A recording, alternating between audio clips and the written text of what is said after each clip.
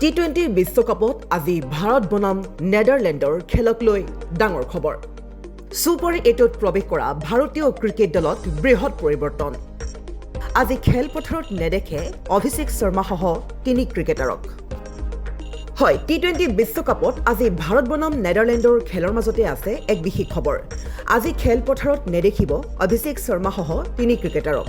অভিষেক শৰ্মা, হাৰ্দিক পাণ্ডিয়া আৰু বৰুণ চক্ৰৱৰ্তীয়ে নেখেলে আজি নেদাৰলেণ্ডৰ বিৰুদ্ধে। আহমেদাবাদৰ নৰেন্দ্ৰ মোদী ষ্টেডিয়ামত নেদাৰলেণ্ডছৰ বিৰুদ্ধে এয়া যেন অন্তিমখন মেচ। অভিষেক শৰ্মা, হাৰ্দিক পাণ্ডিয়া আৰু বৰুণ চক্ৰৱৰ্তীক দিয়া হ'ব বিশ্ৰাম। তিনিও ক্ৰিকেটাৰৰ বিপৰীতে মহম্মদ সিৰাজ, অৰ্শদীপ সিং আৰু ৱাশ্বিংটন সুন্দৰক দেখা পাব নেদাৰলেণ্ডৰ বিৰুদ্ধে। আনহাতে টীম ইণ্ডিয়াৰ বাবে যেন ছেমিফাইনেল নিশ্চিত। বিশ্বকাপত যেন ডাঙৰ সুযোগ ভাৰতৰ সন্মুখত, কিন্তু হ'ব লাগিব সাৱধান।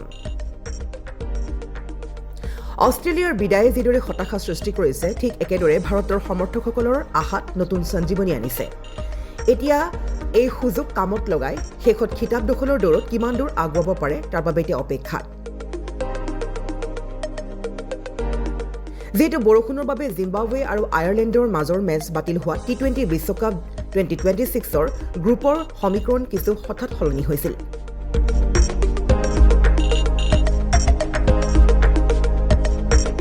যাৰ বাবে আটাইতকৈ ডাঙৰ আঘাত পালে অষ্ট্ৰেলিয়াই।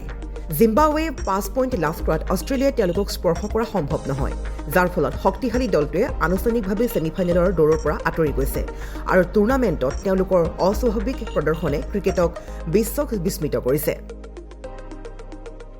আনহাতে এই পৰিস্থিতিত ভাৰতে আটাইতকৈ সুবিধাজনক অৱস্থানত আছে। গ্ৰুপত ধাৰাবাহিক ভাল ফলাফলৰ বাবে তেওঁলোক এতিয়া ছুপাৰ 8ৰ পৰৱৰ্তী অন্তিম পৰ্যায়ত অন্যতম প্ৰধান দাবীদাৰ হিচাপে স্বীকৃতি পাইছে। অষ্ট্ৰেলিয়া বাদ পৰাত ভাৰতৰ সন্মুখত ডাঙৰ বাধা আঁতৰ হৈছে, যি দলটোৰ আত্মবিশ্বাস বৃদ্ধি কৰিছে।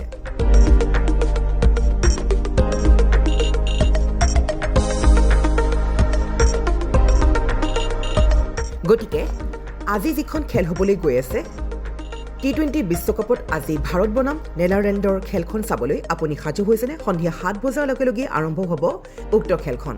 তাৰ বাবে টীম ইণ্ডিয়াক জনাওক আগতীয়াকৈ শুভেচ্ছা।